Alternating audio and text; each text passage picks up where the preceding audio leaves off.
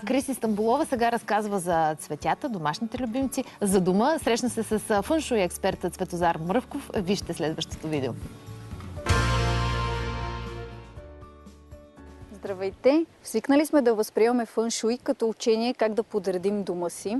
Всъщност хармонията и енергията са много важни да ни съпътстват навсякъде около нас и в откритите пространства. И затова сега ще си поговорим с Цветозар Мръвков, който е експерт по фъншуй. Здравей! Здравей! Енергията, която е в природата, ние се опитваме всъщност да се я вкараме в домовете. Така че всичко започва от природата. Ето, заговорихме за това.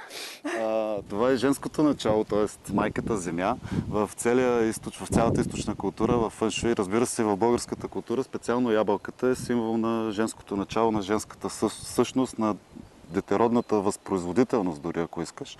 В фъншуй се препоръчва, когато жените особено имат проблем с зачатието, с децата, около тях да има символ на ябълково дърво и в най-добрия случай, разбира се, самото ябълково дърво в двора, реално. Да. Това е важно да го знаят и мъжете също. Това е важно, когато се купуват къща, парцел, да има плодни дървета, защото те са раждащата земя. Силата на земята. Добре, да не забравяме господата все пак. Господата са всички мъжката енергия, оплождащата сила. Това са кипарисите, боровете, всички иглолистни дървета, високите, триъгълните дървета, които дават мъжката оплождаща сила, която се слива с женската и ражда инь и ян, т.е. хармонията в отношенията в света, в пространството. Добре, а какво става, когато се натрупа така много специфична енергия от един определен вид, както например ето тук в гората? Това е целта на фъншуй. Да създадем пространство, което да има повече енергия от нас самите, т.е. пространство, което да ни дава. Всички учители, духовни и наши, и източни, казват, когато имаме проблем, да се разходим в гората, именно да се заредим. Оказва се всъщност, че лозата е препоръчителна не само за всички, които искат да си правят домашно вино, но и според фъншуй е много добре да си имаме в къщи. Лозата, да, лозата в всички култури и в фъншуй е символ на растеж. Когато нямаме реална лоза, е добре да имаме символ на лоза. Може да е дръвчена лоза, изработена от някакъв материал. Най-добрият фъншуй активатор, разбира се, е живата лоза. Да, какво точно прави? Лозата е символ на мъдрост, тя е символ на благополучие, на благосъстояние, защото тя се разклонява много пъти едно, в друг аспект тя ражда много зърна, в много грозчета, във всяко грозче има много зърна, което значи едното в другото, в третото, т.е. умножава. Семенца, от които после пониква новото. Да. Тоест като символ на новото начало дали може да бъде. И на възпроизвеждането. И на растежа. Всички обичаме да гледаме цветя в дома си. Обикновено ги избираме по това колко са ни удобни, дали са топлолюбиви, дали са капризни. Всъщност, как трябва да ги избираме според принципите на фъншуй? Най-вече аз бих предпочел да ги избираме по цветове и по това дали са мъжки и женски като тип енергия. Например, тези, които виждаме зад нас, са цветя, които са разделени на червения цвят е мъжки цвят, лилавия тъмно лилав черен цвят е женския цвят. Или тук имаме мъжка енергия, т.е. динамика в физическия свят, а тук е повече интуиция, духовност, мисъл и така нататък. И ако ги съобразим с посоките на света, нещата стават още по-интересни. Добре, каква посока, какъв аспект активира? Там север и юг? Севера активира кариерата, югозапада активира любовта. В южния сектор са всички червени, оранжеви и ярки цветя. В северния сектор са тъмните, лилавите, черните цветя. В фъншуй значение имат не само цветовете, но и геометричните форми. Цветята с остри листа са отлични пазачи. Те трябва да се поставят на прозорците и около входната врата. Нашите прабаби и дядовци също инстинктивно усещали тази универсална символика.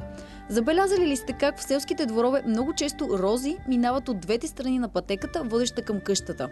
Така всеки свой или чужд е бил длъжен да премине през строен шпалир от рози, преди да влезе в дома. Красивите, но бодливи цветя предпазвали къщата от зли очи, уроки и къвги в семейството. На същия принцип, приложен на обратно, в дневната, кухнята, кабинета и в задния двор трябва да поставяме и засаждаме растенията с обли листа, които носят нежност и грижа. Трябва ли да наблягаме да съдим повече в една определена зона, ако искаме тя да се развие по-добре? Да, аз винаги казвам, че може да се акцентира върху дадена зона, която в момента имаме нужда от нея, но с превес, примерно не повече от 25%, защото фъншуи все пак е наука за хармонията. И ако много активираме една зона, тя ще вземе да дърпа от другите и, например, ще активираме кариерата за сметка на любовта или обратното, което няма никакъв смисъл. Така че да активираме разумно. Ще направим много пари, гаджето ще ни зареже, Например. Всички знаем за емоционалната полза от отглеждането на домашни любимци, но малко хора знаят, че има цяла наука, която изучава това – зоотерапията. Началото ѝ е поставено в края на 18 век в психиатрична клиника в Англия. Там, освен стандартните процедури, решили да експериментират, като накарат пациентите да се грижат за животни. Подобрението им било забележително. Болните засилвали все повече вярата в собствените си сили и се чувствали длъжни да оздравеят, защото някой по-слаб разчита на тях и им вярва. Всеки човек има свое собствено предпочитание. Независимо от животното, то дава добър фъншуи във всеки един дом. Повечето семейства, омъжени с деца, предпочитат кучетата. Децата стават по-отговорни, когато отглеждат домашни любимци. Предпочитат кучета, за да може детето да излиза на разходка с кучето и така нататък. Повечето самотни хора отглеждат котки съответно. Котката е по-затворен домашен любимец, тя не излиза на разходка и така.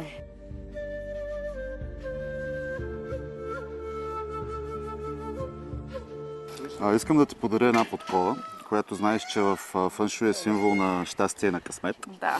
Когато е поставена така над вратата, тя пази дома. Когато е поставена така, събира и привлича в дома всякакви добри неща. Много ти благодаря. Как да си я поставя? Ако искаш като чаша, тя привлича. Ако искаш да те пази от лоши неща и беди, обратно като арка. Второто най-важно нещо във фъншуй, след символиката на самия предмет, е неговото пространствено ориентиране. Това може да обърне значението и енергията, която носи, наопаки. Докато сме на темата за подковите и щастието, нека кажем, че конете са чудесен активатор на просперитета в офиса. Разбира се, там можем да поставим единствено фигурки на коне, най-добре скачащи нагоре. Същото се отнася и за слончето. То трябва да сочи с хобота нагоре, за да привлича благополучието и богатството в дома. От стари времена корабът символизира пристигането на стоки и пари. Ние, разбира се, искаме всички тези неща да доплават, а не да отплават от нас, затова и носът на корабчето трябва да е обърнат навътре към дома. В природата мъжките същества са по-красиви, както виждате. Мога да повторя тук, но продължи по темата за пълна. Пълна е много красиво същество, само че много хора имат погрешната представа, че перата носят късмет. Перата не носят късмет, когато са паднали. Тоест сега в този вид, ето вижте колко е красиво, ето специално за нас по поръчка, но паднало перо не носи късмет в дома. Фъншуй действа на всички пространства и предмети около нас, и вкъщи, и навън. Не можем да кажем точно защо, но някои места ни карат да се чувстваме комфортно и хармонично, а в други сякаш не можем да си намерим място. Оказва се, че не се чувстваме добре в града, далеч не само заради мръсния въздух и липсата на достатъчно зеленина. Още в древен Китай знаели това, а градоустройствените им планове и до днес имитират естественото разположение на ландшафта. Те възприемат планините и водните потоци като свързаните кръвоносни съдове на дракона, като мрежата, по която протича чи енергията – основната жизнена сила.